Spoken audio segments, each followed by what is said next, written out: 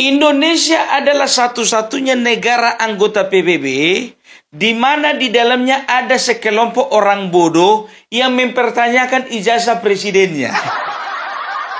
Kalau bicara sekelompok bukan cuma 2-3 orang. Bisa 100 orang, bisa 1000 orang, dan bahkan bisa 1.000.000 orang. Tapi tetap kumpulan-kumpulan orang bodoh ini hanyalah kelompok kecil dari sebagian besar bangsa Indonesia. Dan lucunya lagi kelompok orang bodoh ini mau dipengaruhi oleh orang yang sampai sekarang pun belum hafal lagu Indonesia Raya.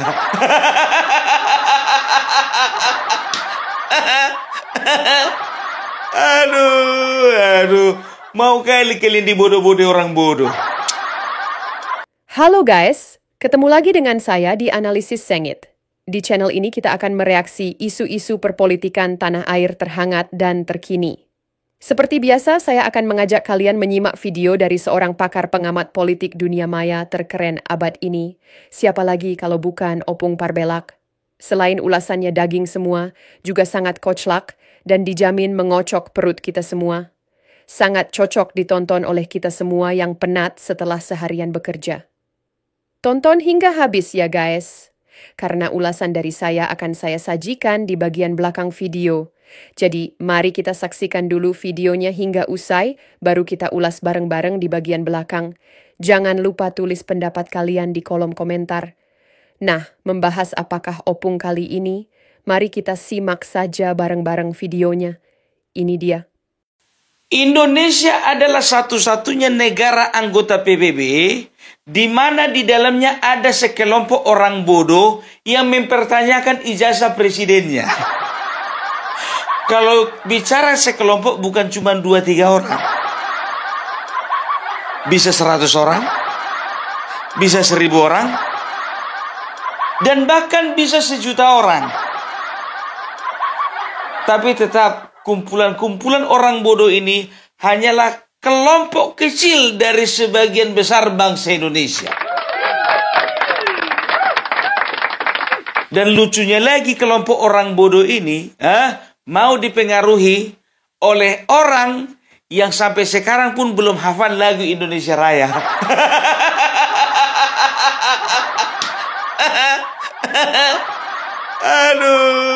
Aduh. Mau kali kalian dibodoh-bodoh orang bodoh. Kok orang bodoh, Pung? Dia itu gelarnya dokter loh. Kalau bicara gelar sekarang semua bisa dibeli. Banyak orang, ya kan, secara akademik pintar, tetapi secara praktik di lapangan bodohnya minta ampun. Banyak orang menerima ilmu secara akademik ya di institusi-institusi pendidikan, tapi sebetulnya mereka itu nggak mampu untuk terjun ke lapangan. Serius. Inilah manusia-manusianya ini. Yang nggak perlu kusebutkan satu persatu namanya, kalian udah tahu. Yang gilanya lagi coba Amin Rais coba. Amin Rais apa dibilangnya? Sekarang kita buktikan, dan saya yakin bahwa sesungguhnya Joko Widodo tidak punya ijazah SD, SMP, SMA, bahkan S1. Udah aku bilang, kalau orang bodoh itu yang ngumpulnya sama orang bodoh. Ya, kalau bicara bodoh ini kan relatif kan begitu. Kalau ku bilang bodoh belum tentu menurut mereka bodoh, menurut mereka pintar. Dan kita begitu juga, kita pintar, kita smart, kita cerdas. Tapi karena mereka nggak suka sama kita, makanya kita dibilang bodoh.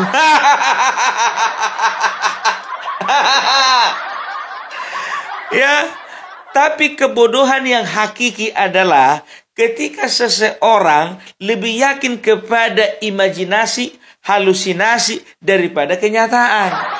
Nah, inilah orang-orang tersebut. Kan begitu? Setuju nggak sama Bung Parbelak? Nah, coba bayangkan kalian. Kemarin orang ini ribut, teriak-teriak waktu Bapak Jokowi sebelum menjabat.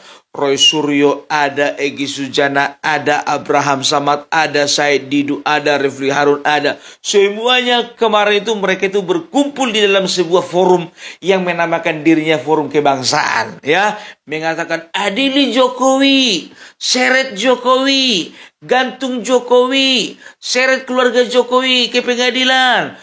Adili Mulyono, seret Mulyono, kan begitu kan. Nah, sekarang biar tahu kalian apa dibilangnya, apalagi Abraham Samad. Teman saya Bapak Jokowi, sahabat saya Bapak Jokowi, sebaiknya sudah tidak usah dilanjutkan laporan tersebut. Datang Amin Rais, kemarin bilangnya Mulyono, sekarang Mas Jokowi. Kemarin mereka yang berusaha untuk mengkriminalisasi presiden. Nah, sekarang mereka teriak-teriak dikriminalisasi. Coba bayangkan kalian. Setelah dilaporkan teriak-teriaklah itu, kami dikriminalisasi. Sebentar lagi kok sama kayak siapa itu? Sama si Hasto, ya kan? Kami dipolitisasi dan kami adalah tahanan politik. Aduh, ya. Sama kayak Rismond, sama si Roy Suryo, iya kan? Selalu mengatakan di beberapa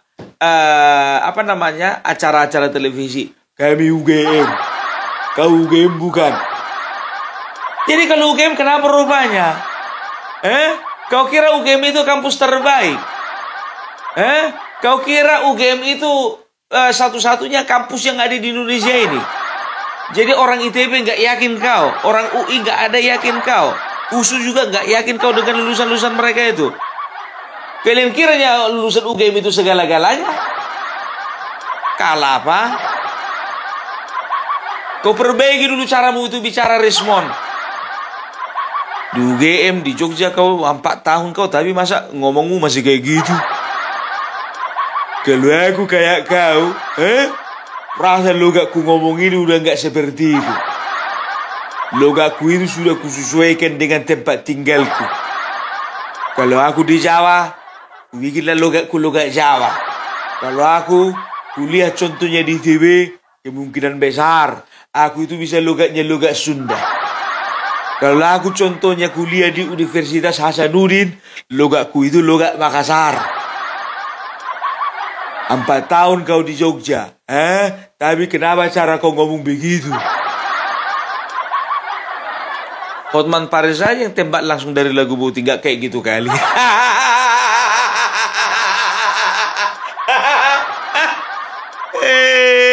Rismond. Makanya aku bilang kau, ya kan, sebelum terlambat, ya kan, sama seperti Hotman Paris Hutapea, perbanyak makan ikan mujair. Aduh, ya. Jadi kalau ini kita bicara tentang manusia-manusia bodoh ini, sekarang kita masuk ke masalah mutasi. Opung, sekian panjang openingmu tentang Roy Suryo, Rismond dan lain-lain sebagainya. Kok masuknya ke mutasi? Udah ku bilang sama kalian, Opung Parbelak itu openingnya kadang semangka. Setelah dikupas isinya durian, closingnya nanti belimbing. Gak usah heran kalian. Ya, tahu enggak kalian? Kemarin aku mengeluarkan konten mengenai partai Super TBK, ya kan? Memang antusias penonton, tapi mereka mempertanyakan, kayak mana ya statementmu dan juga kayak mana ya pandanganmu mengenai mutasi yang dibatalkan itu, Bung? Inilah kalian ini, jujur aja aku bilang, kemarin ada orang yang gak kalian suka dimutasi anaknya sedang kalian. Nah, begitu mutasinya dibatalkan, uring-uringan kalian. Inilah Indonesia ini, aman. Ya, jadi aku nggak mau ya terjebak dalam situasi di mana aku itu memberitakan hoax, nggak mau ya. Makanya aku mencari informasi dari berbagai sumber yang bisa dipertanggungjawabkan. Ada netizen yang mengatakan, lambat kali pun opung ini ketinggalan informasi. Terserah kalian bilang ketinggalan informasi. Yang penting aku harus pastikan informasiku bukan hoax.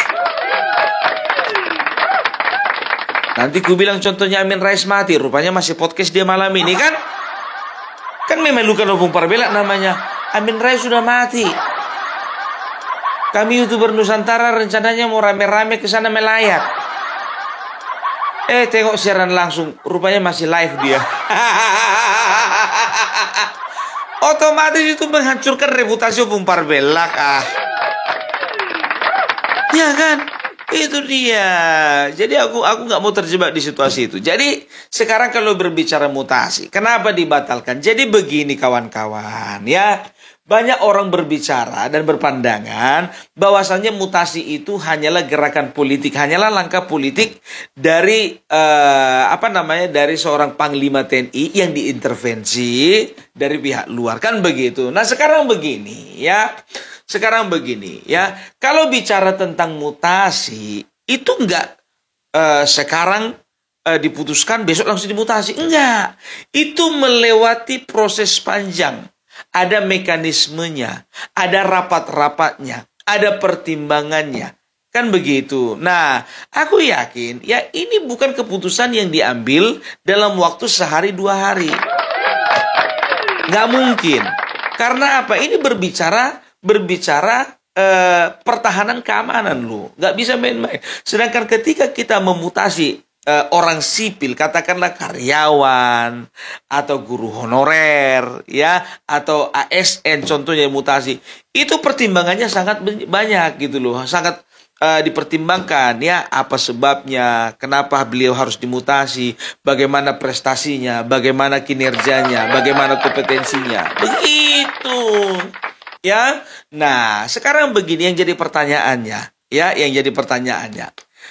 kalaulah dimutasi, apakah beliau sendiri yang dimutasi? Kan tidak. Tapi ada 237 totalnya panglima tinggi yang dimutasi. Kan begitu. Jadi kalau dikatakan ini berbau atau ada kental dengan nuansa, dengan unsur politiknya, aku rasa enggak juga gitu loh. Ya. Jadi sebetulnya kalau menurut pemikiran opung Parbela ya, dengan hasil diskusi dengan teman-teman yang masih bisa dikatakan ya erat kaitannya dengan aparatur negara, kan begitu. Ya sebetulnya begini, ya kalau bicara tentang mutasi ini ya sebetulnya sudah dari kemarin-kemarin ya, sudah sejak lama 237 orang ini dimutasi gitu loh, termasuk Kunto Arief Wibowo. Nah, yang jadi masalahnya kenapa pun tiba-tiba dibatalkan, kan begitu? Jadi ada beberapa kemungkinan ya, Tapi kita berangkat dulu ya dari proses mutasi ini ya. Mutasi ini bisa kita lihat ya bagaimana ya Kunto Arief Wibowo tidak sendirian dimutasi, tapi ada 236 lainnya yang dimutasi. 101 perwira tinggi dari TNI AD, 62 kalau nggak salah ya, 62 entah 64. 62 ya, 62 itu dari Angkatan Darat dan juga 62 dari Angkatan Laut. Entah 61 entah 62 lah, antara itulah ya. Nah, sekarang kalau bicara tentang mutasi itu kan harus berbicara kebutuhan organisasi ya, kebutuhan institusi. Kalau misalnya contoh ya, di sebelah sana ada yang membutuhkan ya, dengan pangkat tertentu, dengan keahlian tertentu, dengan kompetensi tertentu, ya udah dipindahkan ke sana. Itu dia. Baru pertimbangan berikutnya harus ada regenerasi di dalam setiap satuan-satuan tersebut, kan begitu. Nah, contohnya ya, kalau dipandang misalnya seorang pimpinan ya, katakanlah seorang Letjen Kunto Arief Wibowo ya, beliau itu katakanlah menjadi seorang Panglima Komando Gabungan Wilayah Pertahanan 1 ya. Dilihat ya, kayaknya ini udah cukup lah ya. Karena apa? Karena ada orang mungkin yang lebih kompeten, yang kualifikasinya lebih bagus, dan juga bisa dikatakan bisa memajukan institusi dan memajukan persatuan, kan begitu. Ya udah, dengan pertimbangan tersebut ya maka akan ada pergeseran gitu loh.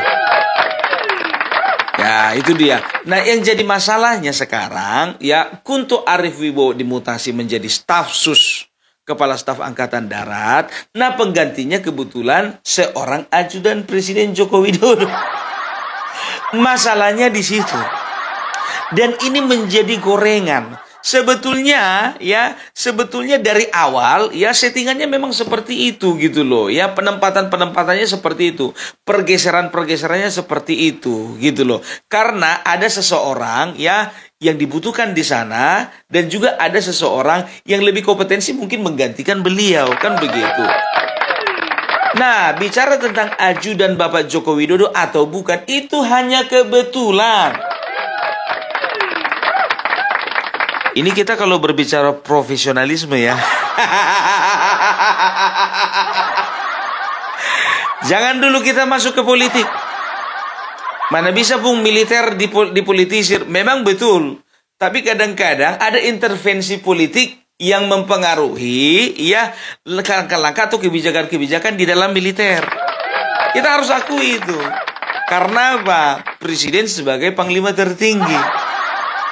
Walaupun di tubuh TNI itu ya panglimanya adalah Panglima TNI yang sekarang itu adalah Agus Subianto, kan begitu. Tapi kan setiap kebijakan-kebijakan itu kan juga dipengaruhi ya oleh presiden sebagai panglima tertinggi. Nah, kemungkinan besarnya ya Arif Wibowo namanya masuk di dalam daftar mutasi ya. Kebetulan nama penggantinya itu adalah ya orang yang merupakan ajudan Bapak Joko Widodo sebelumnya. Nah, ini menjadi masalah gitu loh. Ya, ini menjadi masalah, menjadi polemik di tengah-tengah masyarakat. Karena apa? Ya, karena bapaknya Kunto Arif Wibowo ini menjadi sorotan. Gitu loh, ya kita udah tahu sendiri lah ya, nggak perlu kesepil siapa bapaknya kan, ya karena ayahanda beliau itu adalah Bapak Tri Sutrisno, wakil presiden kita, kan begitu. Nah, bisa dikatakan seperti ini. Jadi sebetulnya ini prosesnya ini sudah berjalan dan harus dilaksanakan. Nah, kemungkinan besar ya. Untuk mengurangi gejolak ya, untuk mengurangi pandangan negatif masyarakat terhadap pemerintah ya, terhadap TNI, maka ya dipertimbangkanlah ya supaya Kunto Arif Wibowo ini dibatalkan mutasinya. Ini kalau kita berbicara politis, kan begitu. Karena apapun juga kita harus berbicara stabilitas, kan begitu. Nah, kalaupun misalnya jawaban dari Bapak Christomey ya, Brigjen Christomey Sianturi ya, Kepala Pusat Penerangan TNI mengatakan bahwasanya Bapak Kunto Arif Wibowo ini sebetulnya masih dibutuhkan di kesatuan, kan begitu. Masih dibutuhkan sebagai Panglima Komando Gabungan Wilayah Pertahanan 1. Nah, kalau menurut Opung Parabelak ya, itu hanyalah jawaban normatif. Ya itu dia. Tapi yang diuntungkan di sini siapa? Ya si Kunto. Ya, Kunto Arif Wibowo sangat diuntungkan dengan situasi ini. Kenapa? Ya kalau sempat dia dipindahkan, contohnya tudingan masyarakat semakin bertambah kepada Bapak Prabowo. Karena orang juga banyak yang tahu bahwasanya setiap kebijakan yang diambil oleh seorang panglima tertinggi itu sudah pasti ada campur tangan dari presiden. Meskipun tidak semuanya keputusan dan juga langkah-langkah yang diambil seorang panglima TNI semuanya diintervensi oleh presiden gitu. Tapi kan arah mata masyarakat ini kan ke sana sekarang gitu loh ya. Nah, jadi mungkin ya mempertimbangkan kalau menurut Opung Parabelak ya, mempertimbangkan stabilitas di dalam negeri ya sudahlah ya, dibatalkanlah mutasi dari Kunto Arif Wibowo. Tapi Bapak jangan senang dulu, Pak. Belum tahu untuk berapa lama. Biasanya ketika situasi sudah mulai tenang, barulah di situ dimutasi. Kan begitu? Ya, tapi ya nggak apa-apa lah ya. Kita pun juga beranggapan bahwasanya semuanya itu harus dijaga gitu loh ya. Nah, sekarang kalau bicara tentang profesionalisme ya.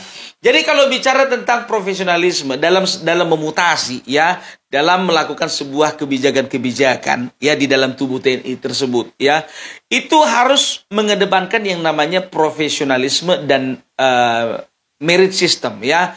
Profesionalisme sudah pasti berbicara tentang profesionalitas di dalam menjalankan sebuah pekerjaan atau tugas. Ya, merit system ya itu adalah merit system itu adalah menempatkan seseorang ya atau memberikan pangkat, memberikan kedudukan seseorang itu berdasarkan kemampuan, berdasarkan kompetensi, kualifikasi dan juga kinerja. Ya, jadi merit system ini sudah diadopsi sebetulnya oleh dalam penempatan ASN gitu, aparatur sipil negara. Nah, inilah yang harus dilakukan oleh institusi militer gitu loh ya.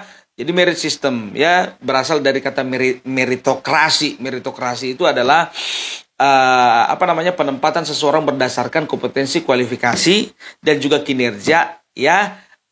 Secara adil ya, dan tanpa ada campur tangan dan hal-hal di luar daripada ketentuan, contohnya hal-hal yang berbau politik gitu. Tapi pada kenyataannya sih sebetulnya sebagian, aku nggak bilang semuanya, sebagian ya mau tidak mau harus ada kaitannya dengan politik, mau nggak mau. Gitu loh ya. Jadi jangan lagi ada yang bertanya-tanya, Pung, kenapa itu dibatalkan ya? Secara normatif jawabannya ya seperti yang sudah kuduga ya, jawabannya pasti ya. Komando gabungan wilayah pertahanan itu masih membutuhkan beliau. Itu jawaban normatif kan begitu. Tapi kalau jawaban politis sebetulnya ya demi menjaga keamanan saja, menjaga stabilitas.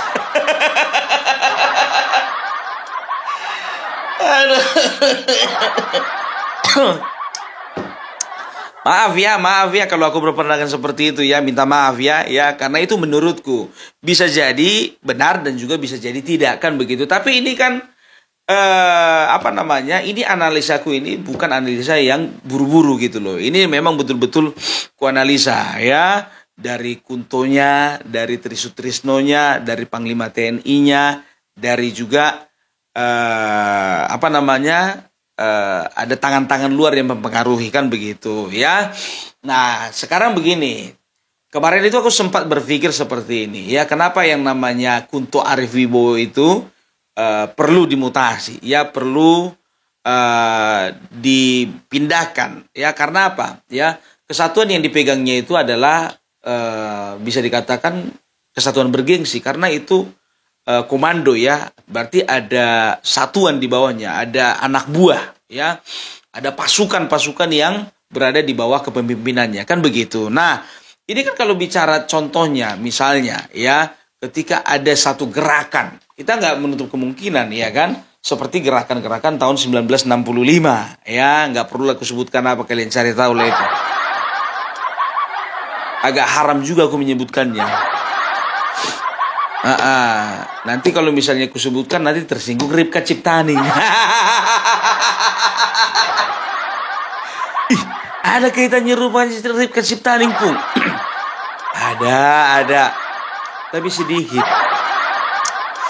Ya, jadi seperti tahun 65 kan kita lihat bagaimana ya oknum-oknum militer itu berusaha untuk mengkudeta pemerintahan. Nah, kalau misalnya ada potensi kudeta ya, sementara orang-orang yang punya pengaruh di dalam tubuh TNI ini kan berbahaya kan begitu, makanya dimutasi. Aku sempat berpikir seperti itu, apakah seorang Kunto Arif Wibowo akan melakukan hal seperti itu, ya bisa jadi karena aku perhatikan bapaknya ya sudah mengarah-arah ke sana, ya.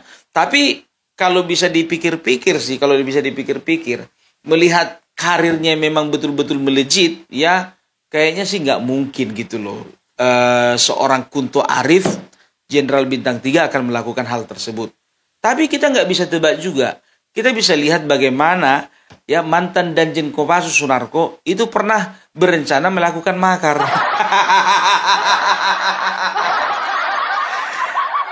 Jadi bisa dikatakan semuanya sebetulnya ya kita harus punya sense of tidak percaya gitu loh. Kita harus punya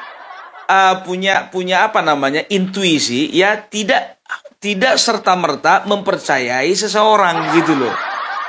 Kita harus punya intuisi itu karena bahaya kalau ketika kita terlalu mempercayai seseorang, ternyata seseorang tersebut ya melakukan hal-hal di luar dari ekspektasi kita. Ini kan berbahaya, kan begitu. Ya, setelah itu contohnya siapa? Gatot Nurmantio.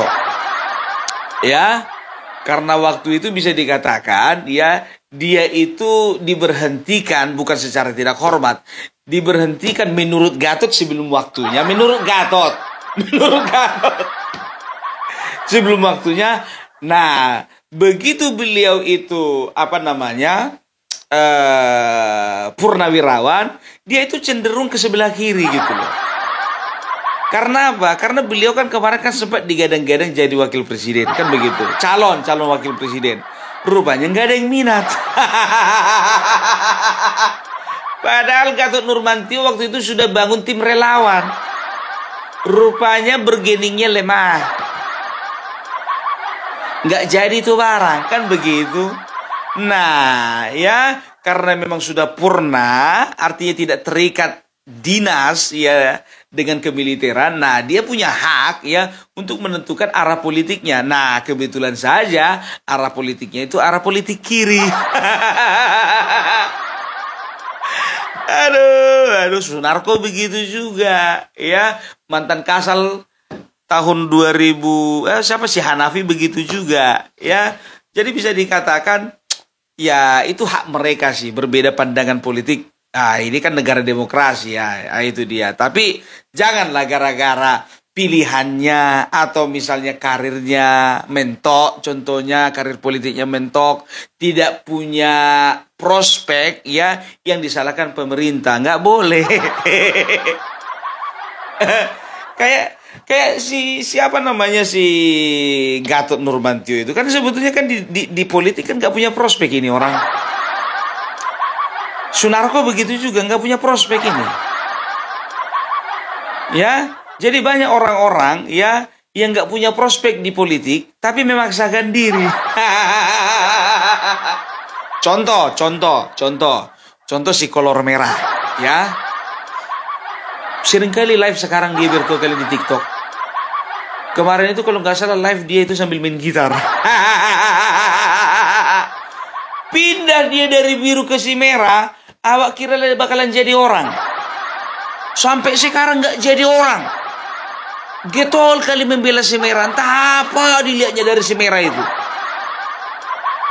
Tapi sebetulnya dia itu punya hubungan batin sebetulnya dengan si merah. Karena dia itu kan menunjukkan dia itu di media sosial kemarin itu sempat menunjukkan dia cuma pakai kolor merah kan. Dan itu adalah merupakan sebuah firasat. Dan sampai sekarang ku perhatikan pun juga ya, kawan ini nggak dianggap sama si merah gitu loh. Sama teman-temannya pun juga nggak terlalu banyak membahas si kolor merah ini. Tapi dia merasa pede gitu loh ya. Sebetulnya udah gak ada prospek lagi di dunia perpolitikan. Entah ngapain dia itu memaksakan diri. Kan begitu. Sama seperti si Raja Minyak. Terus apa rupanya prospeknya kan? Tapi itulah dia. Ada orang kaya, ada orang merasa kaya. Ada orang cantik, ada orang merasa cantik. Ada orang ganteng, ada merasa ganteng. Nah, ada yang merasa prospek tapi padahal gak prospek. Nah, kalau orang-orang nggak prospek ini biasanya ditinggalkan agen ya. Kalau agen-agen asuransi udah bisa melihat ini prospek atau enggak. Yang prospek dikunjungi, yang nggak prospek ini nggak dikunjungi ini. Itu dia, ya. Nah, banyak seperti itu, ya, tanpa mengurangi rasa hormat buat bapak-bapak yang apa namanya, yang sudah purnawirawan, ya. Saya tahu, ya, bahwasannya bapak-bapak semuanya itu sudah memberikan jasa, sudah menghibahkan, ya, tubuh jiwa Anda itu kepada bangsa ini. Tahu, paham kita. Tapi jangan gara-gara berbeda pandangan politik Anda rusak gitu loh. Anda rusak kepercayaan publik kepada kalian. Gak boleh. Tapi ya untungnya puji Tuhan alhamdulillah ya kan begitu, matur suksma ya, ternyata lebih banyak purnawirawan ini yang masih lurus daripada yang belok. Banyak kalian lurus. Buktinya apa? Buktinya kemarin itu ya, Persatuan Purnawirawan TNI AD, Persatuan Purnawirawan TNI AU, Persatuan Purnawirawan TNI AL, semuanya sama-sama mengeluarkan surat pernyataan sikap. Yang intinya bahwa Forum Purnawirawan ya itu tidak mewakili purnawirawan yang ada di seluruh Indonesia secara resmi. Itu dia, ya. Nah, sekarang kita kembali dulu ke si Kunto ini, ya. Jadi aku ada juga rasa kadang-kadang kita menganalisanya secara nakal, ya. Ya, ini analisa nakalku, ya. Jadi sebetulnya kemarin itu, ya, kalau kita tidak berbicara profesionalisme, ya. Nah, ini kan chaos ini kemarin itu, ya. Purnawirawan salah satunya itu Bapak Jenderal Tri Sutrisno yang terhormat kan begitu. Nah, dengan adanya gerakan-gerakan seperti ini dibuatlah mutasi anaknya ini. Kita nggak tahu, entah itu adalah sebuah warning kan begitu. Sebuah warning kepada masyarakat bahwa ya sebuah warning kepada mereka ya, kumpulan-kumpulan purnawirawan yang belok-belok ini. Ya. Nah, ya menunjukkan kepada hati-hati kalian ya. Macam-macam kalian akibatnya fatal. Macam-macam kalian akibatnya itu ya sama orang-orang yang ada kaitannya dengan kalian. Entah anak kah itu, entah menantu kah itu, entah keponakan kah itu. Nah, setelah udah agak mereda, sekarang kan sini udah agak mereda ini, udah nggak sebanyak yang dulu lagi, nggak sebanyak beberapa hari yang lalu.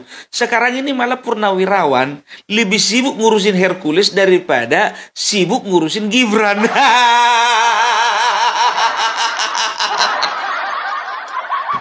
Serius, mereka jadi lebih ngurusin Hercules daripada Gibran. Kan begitu. Sekarang yang jadi pertanyaanku, apakah Hercules ini menjadi pengalihan isu? Berarti paten kalilah pemerintah ini kan gitu, paten kalilah timnya Bapak Prabowo kan begitu. Ya kan? Mungkin ditelepon lagi si Hercules ya kan? Rosario. Nama aslinya kan Rosario.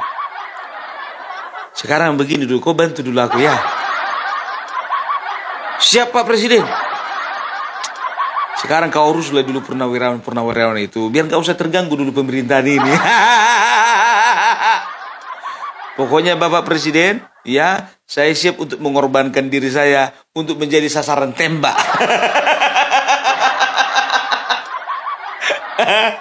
Ya, sekarang begini, aku tanya dulu sama kalian, ya, apakah Rosario de Marsal atau Bapak Hercules nggak ada komunikasi dengan Bapak Prabowo? Bilang sama kalian, Bapak Prabowo lebih percaya sama Hercules daripada Gatot. Kalau disuruh membela siapa, ya sudah otomatis dia membela Hercules daripada Gatot. Karena apa? Ketika di medan operasi, ya Hercules itu lebih berjasa daripada Gatot. Gitu loh, ya. Tapi memang sangat kusayangkan gitu loh ya. Kita tidak membela siapapun ya. Aku nggak membela Maung Hercules, nggak membela Sutioso, nggak membela Gatot kan begitu. Sudahlah, nggak usah didramatisir, itu aja. Sekarang bersuara lagi Hendro Priyono. Kalau bisa semuanya serang aja Hercules kan begitu. Supaya apa? supaya meminimalisir serangan kepada Gibran. Kalian itu jujur aja ku bilang ya, lebih bagus mana ya, mantan preman sekarang jadi orang terhormat atau mantan orang terhormat sekarang jadi preman? Ya, inilah dia biar tahu kalian yang mempermasalahkan kasusnya, mempermasalahkan ijazahnya Bapak Joko Widodo. Ini kan mantan orang terhormat ini kemarin. Nah sekarang tingkah laku mereka lebih-lebih daripada preman. Kalian ngerti nggak preman itu? Nggak, preman itu konotasinya nggak selalu negatif.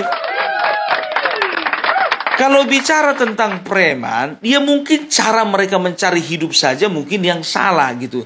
Tapi kalau berbicara kesetia kawanan, tidak ada kesetia kawanan yang bisa diterapkan. Ya, tidak ada kesetia kawanan yang lebih kuat daripada kesetia kawanan seorang preman dengan temannya.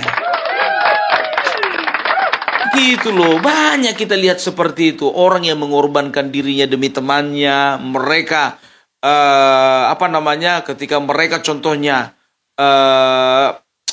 konflik dengan kelompok lainnya contohnya, ya mereka nggak akan kasih tahu di mana teman-teman tersebut. Dari mana kau tahu, Pung? Ya aku kan sering nonton film-film mafia Hong Kong. Itu dia. Ya bukan aku membela premanisme, tidak, ya kan? Ya mungkin mereka itu ya harus ya bisa dikatakan diberi pandangan bagaimana cara mencari hidup yang baik, kan begitu kan? Itu dia. Tapi jangan dikit-dikit premanisme. Nggak boleh. Itu namanya menjudge gitu loh ya. Don't judge the book by its cover. Artinya apa? Jangan pernah menilai seseorang itu dari covernya. Ini aku sangat menyayangkan Hendro Priyono ya. Dia itu mengeluarkan statement ya. Dia itu bisa dikatakan marah kepada Maung Hercules ya. Tapi sampai-sampai dibawa-bawa secara fisik, ya kan? Kayak mana itu Hercules itu? Dia itu cacat itu. Kakinya buntung, tangannya buntung, matanya satu, katanya begitu kan.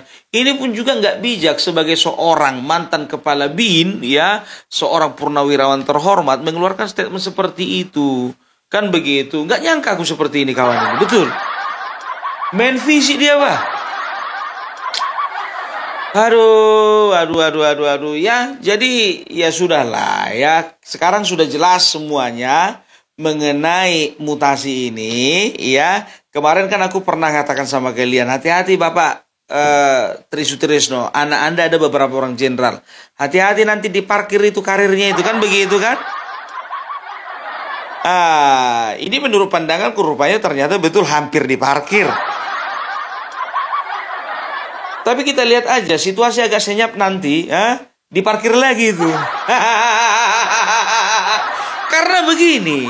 Karena begini, ya, itu sebetulnya, ya surat mutasinya itu sebetulnya sudah keluar, kan begitu. Ya, keputusan mutasinya itu kan sudah keluar. Kan hanya untuk menjaga stabilitas.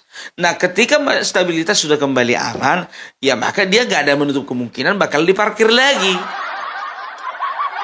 Kan begitu. Tinggal kita lihatlah respon bapaknya. Kalau memang bisa dibikin rusuh lagi, berarti dikembalikan lagi, kan begitu. Itu dia. Ya, jadi ya sudahlah ya. Kalau bicara tentang TNI ya, aku selalu katakan bahwasanya bersama dengan rakyat TNI kuat ya. Aku nggak akan pernah setuju dengan perpecahan yang ada di dalam tubuh TNI. Nggak. Itu dia. Tapi untung saja mereka sudah purnawirawan gitu loh. Ya.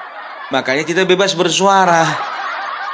Karena mereka sedang tidak dalam ikatan dinas, kan begitu, dan mereka tidak sedang memakai pangkat kehormatan dalam menjalankan tugas. Nah, kan karena mereka kan sudah purna. Purna itu kan mantan. Jadi, ya, jangan heran kalian, ya, ketika kalian itu diserang oleh netizen, diserang oleh sebagian besar rakyat Indonesia, ya, itu karena mereka berpikir kalian itu mantan. Kan begitu.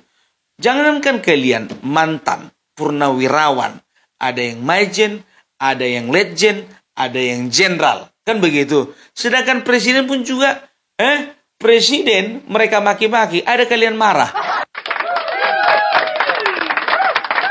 Presiden dimaki-maki bajingan tolol sama si Rocky Gerung, ada kalian marah. Di situ sebetulnya kupertanyakan jiwa Sabta Marga kalian. Karena apa? Ya, bagaimanapun ceritanya, Bapak Presiden Joko Widodo itu pernah menjadi panglima tertinggi. Itu dia, ya. Jadi jangan gara-gara berbeda pandangan politik, jadi kita nggak hormat. Sama seperti kami, ya.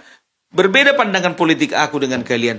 Tapi aku nggak pernah mengeluarkan statement yang menyakiti hati kalian. Nggak pernah, ya. Itu hanya berupa kritikan-kritikan yang dibungkus dengan candaan. Tapi kalau aku maki-maki kalian nggak mau. Karena apa? Ya, karena aku masih melihat bahwasanya kalian itu orang yang pernah berjasa terhadap bangsa ini. Tapi kenapa kalian gak sanggup menghargai seorang presiden Bapak Joko Widodo? Kalian dukung malah gerakan-gerakan yang mengatakan bahwasanya Bapak Joko Widodo itu menggunakan ijazah palsu. Itu yang kusesalkan. Kan begitu. Itu sudahlah, ya. Kalau sudah berbicara tentang arah politik yang suka-suka kalian. Tapi kalian juga jangan larang suka-suka kami, kan begitu kan? Oke? Jadi itu ajalah dulu dari Opung Parbelak, ya. Mudah-mudahan ini terjawab sudah, ya. Bahwasannya mutasi, ya, bisa dikatakan kalau menurut Opung Parbelak, ya, mutasi itu dianulir karena apa? Karena mengingat ada stabilitas dalam negeri yang harus dijaga. Menurut Opung Parbelak, kan begitu. Tapi kalau kalian tanya kepada Bapak Brigjen, ya, Bapak Brigjen Christomei Sianturi, Kepala Pusat Penerangan TNI, ya, jawabannya pasti, ya, sebetulnya Bapak Kunto itu ya masih dibutuhkan di tempat yang lama, kan begitu. Nah, dan juga ini harus dicatat, menjadi catatan, ya. Kunto Arif Wibowo bukan satu-satunya orang yang dibatalkan mutasinya, ya. Semuanya itu ada sekitar 7 panglima tinggi yang dibatalkan mutasinya, gitu loh. Ya, mudah-mudahan pembatalan mutasi ini memang betul-betul didasarkan dari profesionalisme dan juga kompetensi dan juga kinerja, kan begitu, ya. Bukan dipengaruhi oleh, ya, hal-hal yang berbau politis, kan begitu, ya. Itu dia, ya. Jadi jangan ada lagi dari kalian itu yang menuding bahwasanya, oh, ini ternyata adalah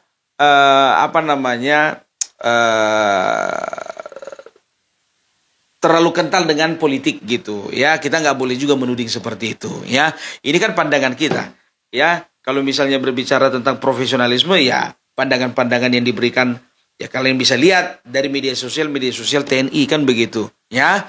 Nah, kalau kita kan berbicara tentang analisa-analisa politik, walaupun politik kampungan menurut kalian. Oke? Jadi itu dulu dari Opung Parbelak, ya. Maju terus, ya, untuk bapak-bapak yang ada di Kesatuan TNI AL, AU, dan juga Angkatan Darat. Demikian juga Polri, ya. Kami mau katakan bahwasanya kalian itu ada di hati rakyat. Bersama rakyat TNI kuat, bravo Polri. Kayaknya udah, ya, itu aja, ya. Oke? Udah jelas, ya? Salam Parbelak, salam NKRI harga mati. Oke guys, sudah kita simak bersama ulasan dari Opung Parbelak. Seperti biasa, selain ulasannya sangat detail dan mendalam, juga sangat koclak. Selalu mengocok perut kita semua.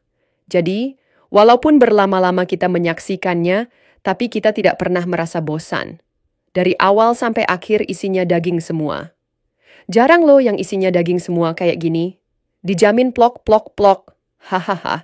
Oke guys, dalam video yang barusan kita saksikan, Opung Parbelak mengulas tentang batalnya mutasi seorang perwira TNI bernama Letkol Tri Sutrisno yang sempat ramai dibicarakan publik karena dugaan keterlibatannya dalam isu-isu politik lokal. Nah, dari awal video, Opung langsung menggiring kita pada konteks yang lebih luas. Bahwa mutasi di kalangan militer sebenarnya adalah hal yang wajar dan rutin. Namun, yang menjadikan kasus ini istimewa adalah karena Letkol Tri sempat dikaitkan dengan relasi kuasa sehingga aroma politisnya sangat kuat. Dengan gaya narasinya yang khas, Opung Parbelak berhasil menyentil betapa seringnya publik terjebak dalam penghakiman prematur. Ini sejalan dengan prinsip dalam logika deduktif. Premis yang belum terbukti tidak bisa disimpulkan sebagai kebenaran. Dalam masyarakat kita, di mana informasi cepat menyebar dan seringkali tak terverifikasi, kita seperti kata pepatah baru melihat asap sudah teriak kebakaran. Nah, Opung menyindir dengan cerdas bahwa terlalu dini menuduh keterlibatan aktor militer dalam urusan politik tanpa bukti valid justru bisa membuat masyarakat sendiri kehilangan kepercayaan pada institusi. Masuk ke bagian tengah video. Opung menyampaikan bahwa ternyata alasan dibatalkannya mutasi Letkol Tri bukan karena tekanan politik atau intervensi pihak tertentu, melainkan karena adanya evaluasi mendalam dari Mabes TNI. Ini menunjukkan bahwa sistem masih berjalan, bahwa militer tidak bekerja secara serampangan. Dalam hal ini, Opung seperti mengingatkan kita akan ada gium lama dalam tata kelola birokrasi, Fiat Justitia Ruat Caelum. Biarlah keadilan ditegakkan walau langit runtuh. Dengan kata lain, jangan gegabah menilai sebuah kebijakan tanpa menelusuri proses di baliknya. Gaya Opung dalam menyampaikan informasi juga memperlihatkan bagaimana humor bisa menjadi medium edukasi yang efektif. Ketika ia menyamakan proses mutasi dengan lempar dadu, tapi kemudian meluruskan bahwa justru ada tahapan panjang di baliknya, disitulah letak kekuatan retorikanya. Humor yang digunakan bukan untuk mengejek, tapi justru menjadi jembatan pemahaman bagi masyarakat awam. Ini mirip dengan strategi retoris klasik yang dikenal sebagai reductio ad absurdum, yaitu membesar-besarkan suatu pandangan hingga terlihat konyol, lalu membongkar kebodohannya untuk menunjukkan kebenaran. Tak lupa, Opung juga membahas bahwa Letkol Tri dikenal sebagai perwira yang dekat dengan rakyat, bahkan disebut-sebut sering turun langsung ke lapangan. Opung menekankan bahwa kedekatan ini kadang disalahpahami sebagai manuver politik, padahal bisa jadi murni dari semangat pengabdian.